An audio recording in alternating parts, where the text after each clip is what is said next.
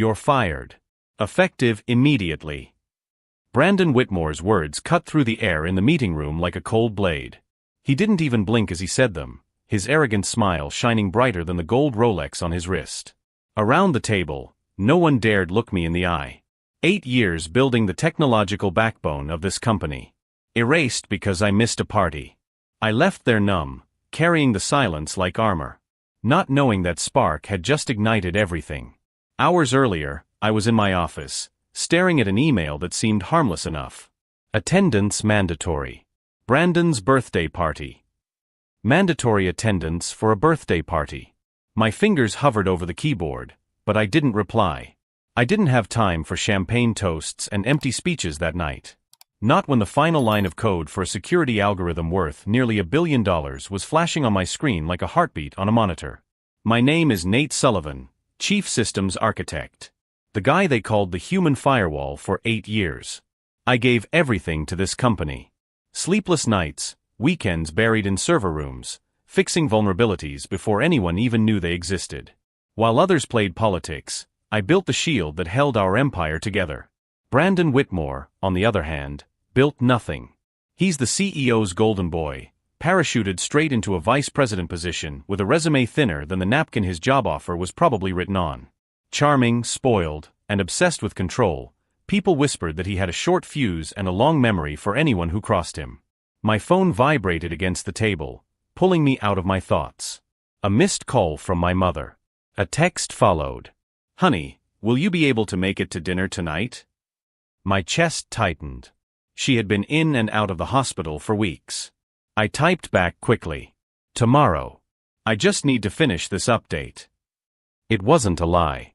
This update wasn't just important. It was critical. The algorithm I designed wasn't a product. It was the backbone of our global safety net.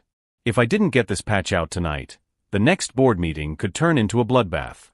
Another notification slid across my screen. A Slack message from a colleague. "I hear Brandon hates it when people miss his parties. Says it's a test of loyalty." I smiled bitterly. Loyalty test. I was loyal to my job, not to wine. I started typing a reply when another ping came in like a warning shot. He was joking. Or maybe not. "Watch out, Nate."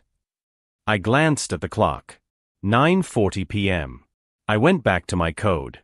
The party would come and go. But this system, this was everything.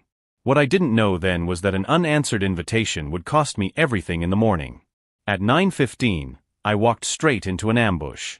The executive meeting room was colder than usual, its glass walls reflecting a skyline that suddenly seemed strange to me. Brandon Whitmore stood in the center as if he owned the building, his navy suit cut with precision enough to slice the air, a smile playing on his lips. Behind him, sitting with her arms crossed, his mother, the CEO, her face carved in stone. Not a gesture or word came from her. "Nate," Brandon said, rolling my name slowly like a taste he didn't approve of.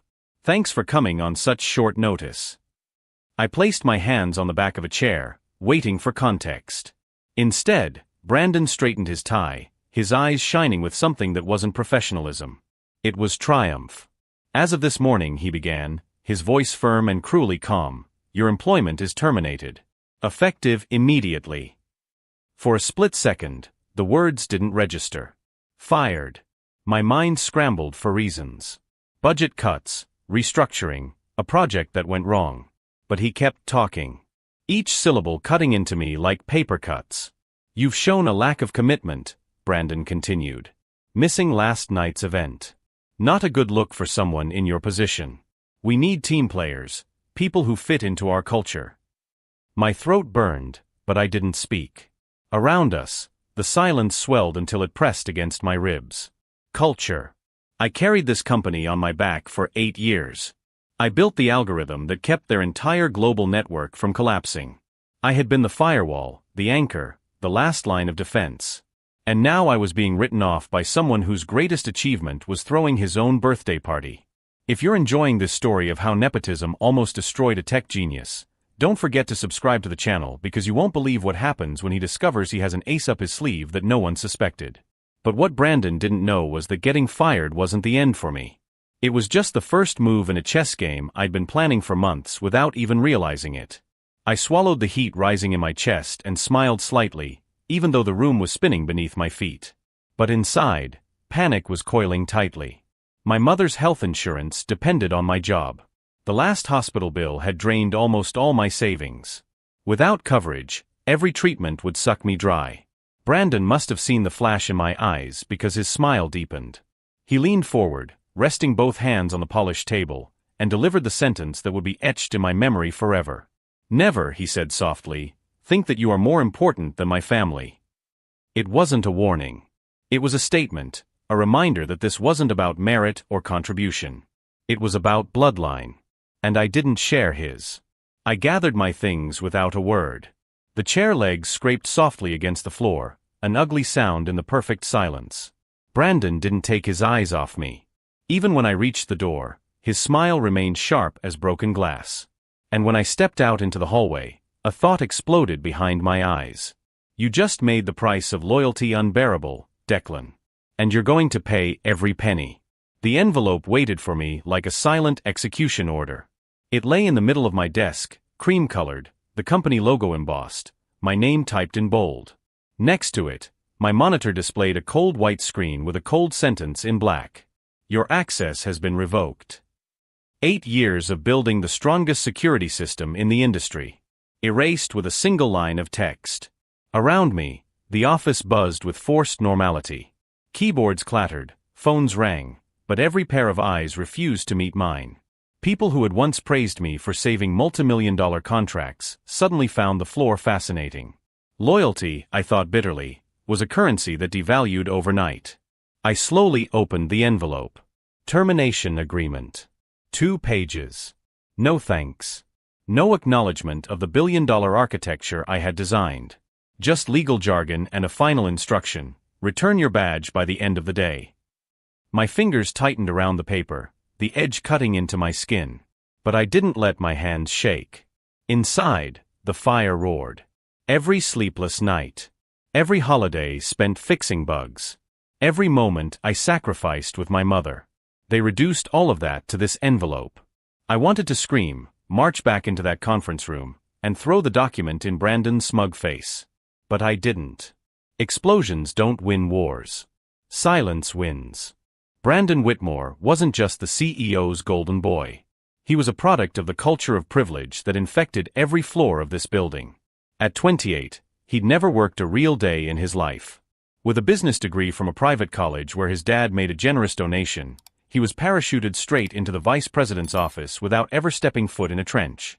While I burned the midnight oil debugging critical code, Brandon was at networking parties, racking up contacts like playing cards. While I saved the company from cyber attacks that could have cost millions, he was posting photos on Instagram of executive lunches at 5-star restaurants. To him, leadership was about who you knew, not what you knew. But what really burned me was the casual arrogance with which he treated people as disposable. Last week, he fired 3 interns because one of them didn't say good morning when he walked down the hall. The month before, he transferred a senior analyst to the night shift because she questioned one of his decisions during a meeting. Brandon didn't command through respect or competence. He ruled through fear and whim. And now I was his latest victim. The difference was that, unlike the others, I wasn't going to take it lying down. I packed slowly, each click of the keyboard echoing in my skull like a countdown. My co-workers whispered when they thought I couldn't hear them. What happened? She didn't go to the party. A laugh somewhere behind me. I breathed through my teeth and kept my eyes on the table. The screen flashed again. This time it wasn't hers. A text slid across the corner of my phone. Unknown number. 5 words. Leave the building. Cafe 27. And then a name that stopped my breath. Jonas Chun. For a moment, the noise of the office turned to static.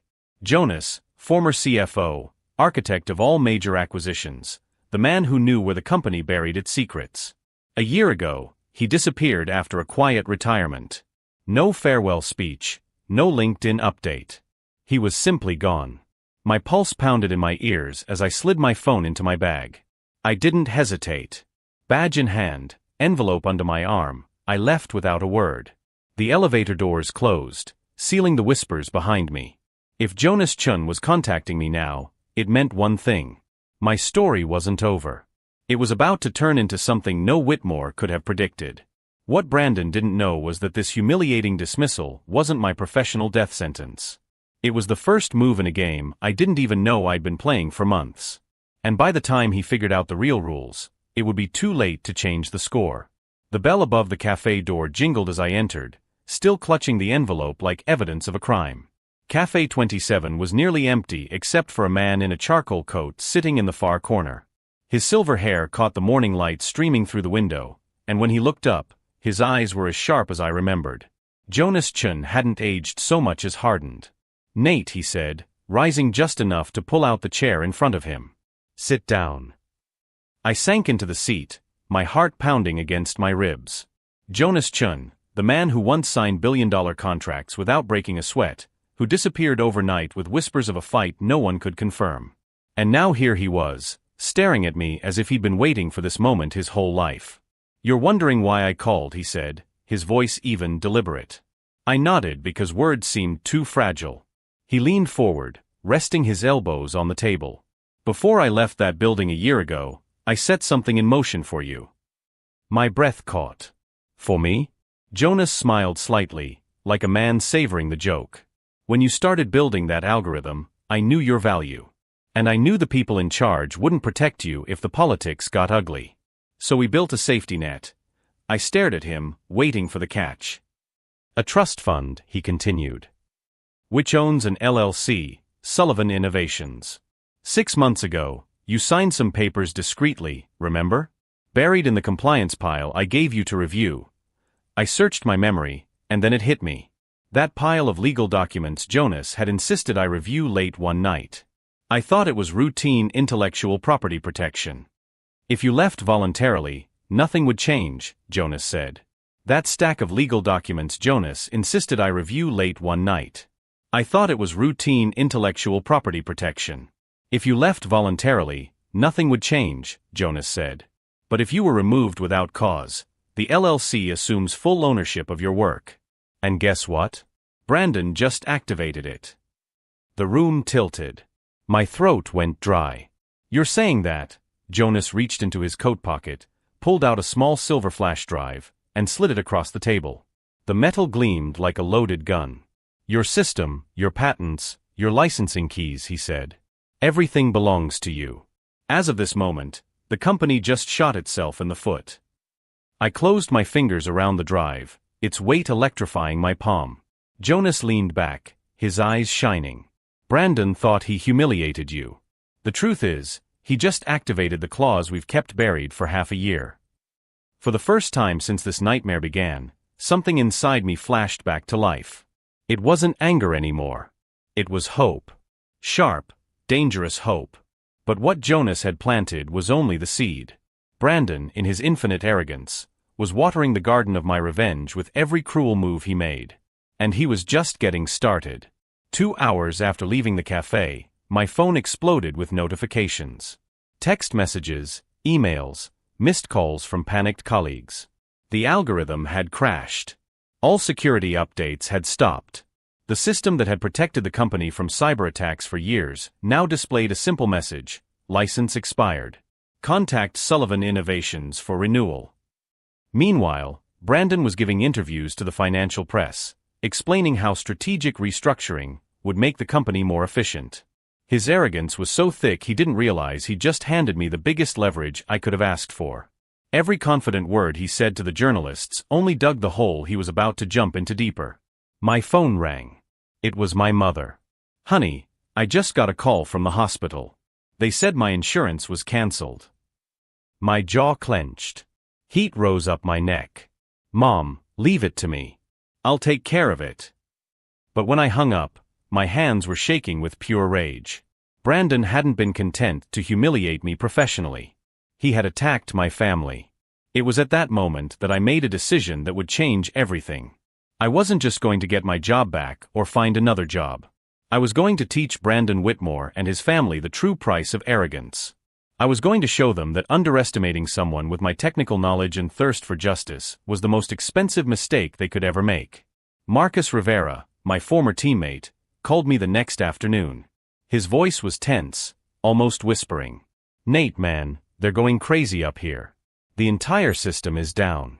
Brandon is yelling at everyone, blaming the IT team for incompetence. He has no idea that you have the keys now. I smiled for the first time in days. Marcus, do you trust me? With my life, man. You've saved my ass more times than I can count. Then keep your eyes and ears open. And when the storm comes, and she will come, make sure you're on the right side. There was a pause. Nate, you're planning something, aren't you? I'm planning justice, I replied. And it's going to be beautifully devastating. Rachel Kim, from the internal audit team, found me at a coffee shop near my apartment the next day. She looked nervous, checking over her shoulder as if she were being followed. Nate, I need to tell you something. For months, I've been documenting irregularities in Brandon's budget approvals. My pulse quickened. What kind of irregularities? Overpriced contracts for consulting firms that barely exist. Travel expense approvals for conferences that never happened. And there's more. She slid a thin folder across the table. He's diverting funds from the research and development project. Millions, Nate.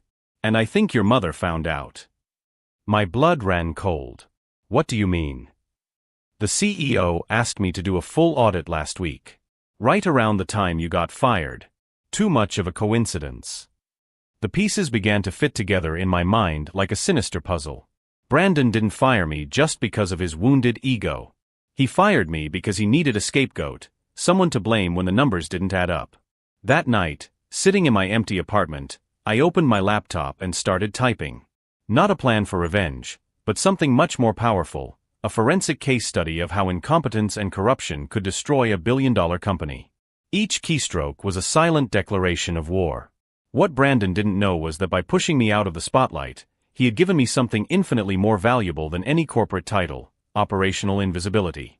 While he struggled to keep up appearances on the main stage, I moved freely behind the scenes, gathering allies, evidence, and most importantly, building a strategy that would destroy not only his career, but the entire system of privilege that sustained him. For the first time in years, I felt completely in control. Brandon had declared war on the wrong person, at the wrong time, using the wrong tactics. And by the time he realized it, by the time he finally understood that he had turned a dedicated employee into a relentless adversary, it would be too late to back down. But that was just the reconnaissance phase. The heavy artillery was being positioned, and when I finally pulled the trigger, the damage would be so complete and irreversible that the very definition of power in the company would be rewritten forever. The cursor flashed on the screen like a heartbeat as I typed the most important email of my career. Recipient: Helix Dynamics Executive Board, our biggest competitor. Subject: exclusive licensing opportunity, Sullivan Innovations. 3 days had passed since the system crashed completely, and Brandon still had no idea that I held the keys. The response came in less than 2 hours. Meeting scheduled for Friday. Helix CEO Michael Chun, Jonas's brother, wanted to discuss in person a partnership that could be worth hundreds of millions. Meanwhile, on the 20th floor of the building I used to call home, Brandon was in a state of total panic, yelling at technicians who couldn't solve a problem only I knew how to fix. Marcus called me that afternoon, his voice tense as a violin string about to snap. Man, you need to see this. Brandon called an emergency meeting with the entire board. He's blaming the IT department for technical incompetence. He fired 3 people today, including Sarah from support. My jaw clenched. Sarah had 2 young daughters and an unemployed husband. Did he say anything else? I asked, keeping my voice under control.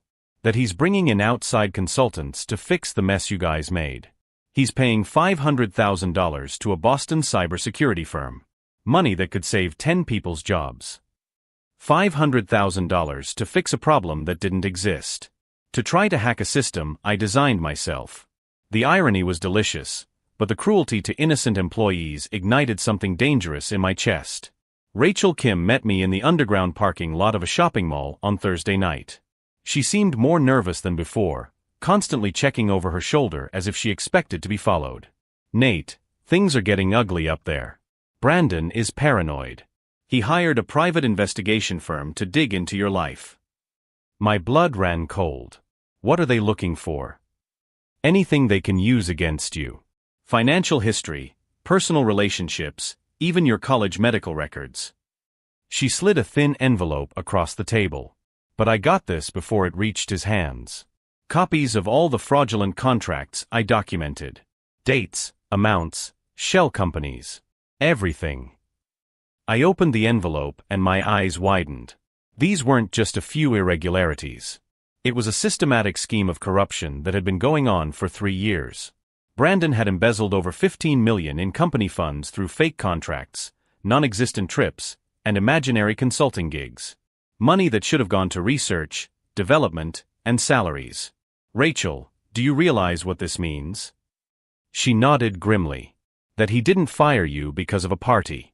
He fired you because he was planning to use you as a scapegoat when the audit uncovered the embezzlement. The pieces fell into place in my mind like a macabre puzzle. The sudden dismissal, the blame placed on the IT department, the hiring of expensive consultants to fix non-existent problems. Brandon wasn't just protecting his ego. He was protecting $15 million in stolen money. That night, sitting in my apartment with 3 monitors lit up, I began to build my case. Not just to get my job back or get severance pay. To expose the entire network of corruption that infected the company from the inside out. Every document Rachel provided was verified, cross-referenced with public records and internal emails I still had access to through loyal contacts. What I discovered was even worse than I had imagined. Brandon wasn't working alone. His mother, the CEO, knew everything. Not only did she know, she actively participated, signing off on contracts she knew were fraudulent. The company wasn't just run by nepotism. It was a family money laundering scheme disguised as a legitimate corporation. Jonas called me on Friday morning, his voice carrying an energy I hadn't heard in years. Nate, the pieces are moving faster than we expected. Michael wants to close the deal today. $500 million for the exclusive license to your algorithm for 5 years. $500 million. More money than Brandon and his mother had stolen in a decade. There's more, Jonas continued. Michael has contacts in the Department of Justice. When we show them the documentation you've collected, they'll want to investigate not just corruption, but money laundering and tax fraud. My breathing quickened. This wasn't about personal revenge anymore. It was about systemic justice. Meanwhile, Brandon was making his own desperate move. Marcus sent me a photo of the company hallways, posters with my picture and the word "wanted" in red letters. $100,000 reward for information leading to the location of Nate Sullivan and recovery of stolen intellectual property. Stolen intellectual property. The man who had literally stolen $15 million from his own company was accusing me of theft. The audacity was impressive, but also desperate. It was the move of someone who knew he was losing and needed a miracle.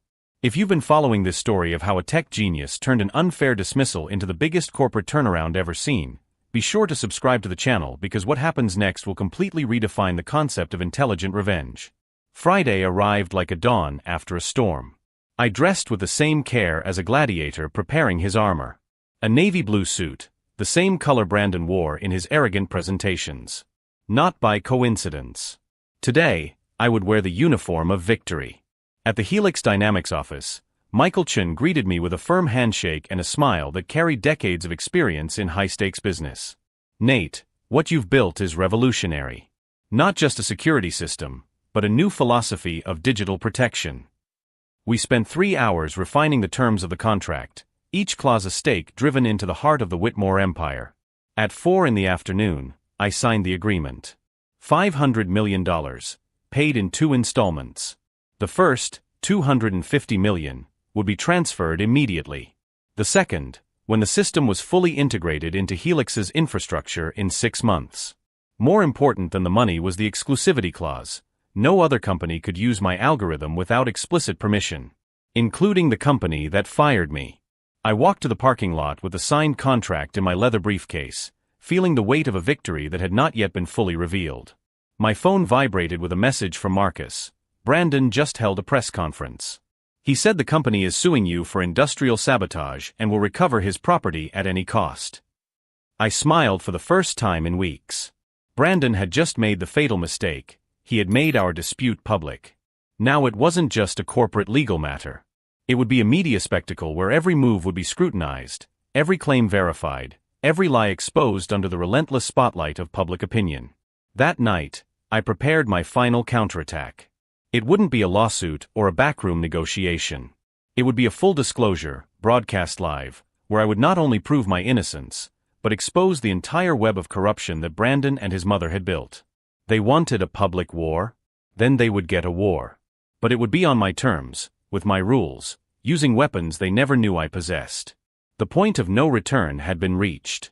Tomorrow, there would be no more Nate Sullivan, the wronged employee. There would only be the architect of one of the greatest turnarounds in American corporate history. The first bomb exploded at 6 o'clock on Monday morning. Not literally, but the effect was devastating. The Washington Tech Tribune published a cover story with a headline I had dreamed of reading: Corrupt Executive Embezzles $15 million while Firing Billion-Dollar System Creator. The photo showed Brandon leaving an expensive restaurant, champagne in hand, next to the headline about the fraudulent contracts. My phone rang before I could finish reading the first paragraph. It was Marcus, his voice shaking with excitement and fear. "Man, you have to see this. The whole building is in a panic. There are FBI agents in the lobby. The SEC is here with a search warrant. And Brandon," he paused, swallowing hard. "Brandon is locked in his office yelling at lawyers." I smiled, taking a sip of my breakfast coffee. Coffee brewed in my new kitchen, in the apartment I could afford with my first paycheck from Helix Dynamics. "How's the IT team?" I asked, keeping my voice neutral. Confused, but relieved. "Sarah came back this morning with a promotion and an official apology from management. Apparently, someone leaked that you're innocent of any sabotage." Someone. I smiled wider. Rachel Kim had worked all night with the journalists, providing impeccable documentation of every fraudulent transaction, every phantom contract, every penny embezzled. But that was only the first move. The second was already in motion. At 9 in the morning, Helix Dynamics officially announced the acquisition of the rights to the Sullivan algorithm for $500 million, with an option to expand to $1 billion in 3 years. The news ricocheted through the financial markets like an earthquake. Whitmore's stock plummeted 23% in 2 hours. Not just because they lost the security system that backed $500 million in contracts, but because investors finally understood that the company was run by incompetents and thieves. Meanwhile, I was in the Helix office, signing a consulting contract that would make me director of innovation with a salary of $2 million a year. Michael Chun greeted me with the most satisfying handshake of my life. "Nate, welcome to the future of digital security. Your algorithm isn't just revolutionary, it's proof that true talent always finds its place." But the real satisfaction came when my phone vibrated with a message from Brandon. "We need to talk. Urgent." I didn't respond immediately. I let him sweat for 2 hours before sending him an address, the same cafe where Jonas had revealed to me that I controlled my own destiny. At 3 in the afternoon, Brandon arrived at Cafe 27, looking like a man who had aged 10 years in a week. His impeccable suit was wrinkled, his hair was unkempt, and his eyes were red from someone who hadn't slept in days. He sat down heavily in the chair across from me, without the arrogant smile that defined his personality. "Nate," his voice was hoarse, desperate. "We need to work this out. Maybe we can work something out." I took a sip of my coffee, savoring the moment. "What kind of deal, Brandon?" He leaned forward, his hands shaking slightly. "You come back as director of technology. 50% raise. Profit sharing. We forget all about this." The audacity was impressive. He still thought he could control the situation, that his money and position could buy him a way out. "What about the $15 million you stole?" I asked calmly. His face paled. Those are baseless allegations. You can't prove it." I interrupted him, sliding a folder across the table. 47 fraudulent transactions. 16 shell companies. 23 trips to conferences that never existed. As he opened the folder with trembling fingers, I continued. "Every document has been authenticated by independent auditors.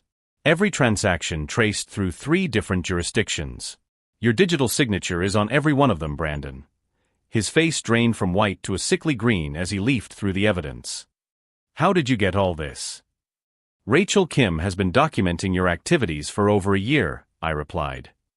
"She knew she would eventually need protection from your retaliation. When you fired me, it only sped up the timeline. Silence stretched between us like an abyss. Brandon closed the folder slowly, finally understanding the magnitude of what he was facing. You orchestrated all of this from the beginning. No, I corrected. You orchestrated your own downfall. I just documented every step. That's when my phone rang. The call I had been waiting for. Excuse me, I said, answering. Nate Sullivan. Mr. Sullivan, this is Special Agent Martinez with the FBI. We're ready to proceed as discussed. Brandon watched me make the call, his eyes widening as he understood what was happening. When I hung up, he whispered, "Did you turn everything over to the FBI?" "I didn't turn anything over," I replied. "They asked for my cooperation in an investigation that was already underway. Apparently, it wasn't just your company that was being investigated for money laundering." The final truth hit Brandon like a hammer. His mother, the CEO, wasn't just protecting him. She was using the company as a front for much broader financial operations connected to questionable investors in tax havens. My firing wasn't just nepotism. It was a desperate move to eliminate the only employee with enough technical access to uncover the full scheme. "You don't understand," Brandon muttered, sweat beading on his forehead. "If she goes down, half the investors in town go with her. It'll destroy hundreds of jobs." I stood up, leaving enough money on the table to pay for the coffees. "You should have thought of that before firing me for missing a party." I walked toward the door, but stopped and turned around. "Brandon, there's a fundamental difference between us. You used your power to destroy innocent people. I used my knowledge to protect them." I opened the door, feeling the cool afternoon air. "And as for your job, well, I hope you learned something about real work." When I left the cafe, 3 FBI cars were already parked in front of the company building. Through the glass windows, I could see agents leading executives away for questioning. Brandon ran after me, shouting something about deals and clemency, but I didn't turn around. There was nothing left to discuss. That night, I watched the news showing Brandon being led away in handcuffs. The anchor explained how a network of corporate corruption had been exposed by a brave whistleblower who was persecuted for his integrity. They didn't mention my name, but they didn't need to. Everyone in the industry knew who had brought down the Whitmore empire.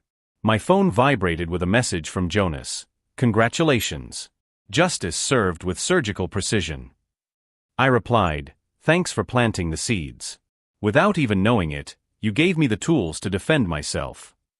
His response was immediate. "True talent always finds a way, Nate. You just needed the opportunity to show your claws." The next morning, the Wall Street Journal headline summed it all up. $15 billion empire crumbles after executive fires creator of system he didn't control. The irony was poetic.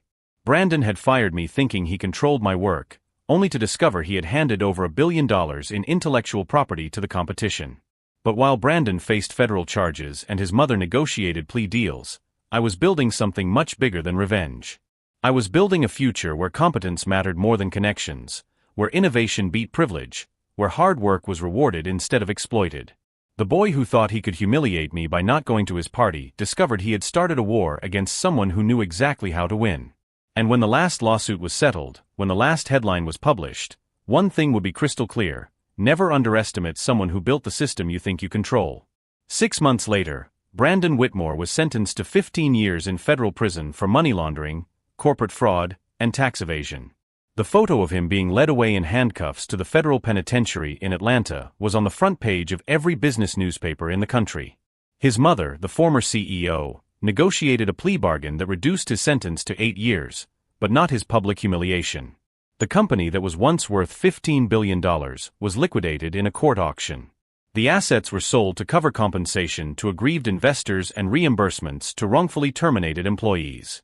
Sarah, the support technician Brandon fired at the height of his paranoia, received a $2 million severance package and now heads the corporate ethics department at Helix Dynamics. As for me, sitting in my office on the 40th floor of the Helix Tower, overlooking the same city where I was humiliated, I reflect on the extraordinary journey of the past 2 years. The algorithm they thought they controlled now protects networks in 53 countries. My position as Director of Global Innovation allows me not only to develop revolutionary technology, but also to establish ethical protocols that prevent the kind of corruption that nearly destroyed me. Marcus still works with me, now as Vice President of Systems. Rachel Kim accepted the position of Chief Auditor, ensuring that our company never replicates the mistakes of the previous one. Jonas Chun came out of retirement to become our strategic advisor, applying his experience to protect other talented individuals from toxic environments. The most important call came last week. It was my mother, her voice beaming with joy. "Nate, honey, the doctor said I'm completely cured. The new treatment your insurance covered worked perfectly." Her health had been my biggest concern throughout this whole ordeal.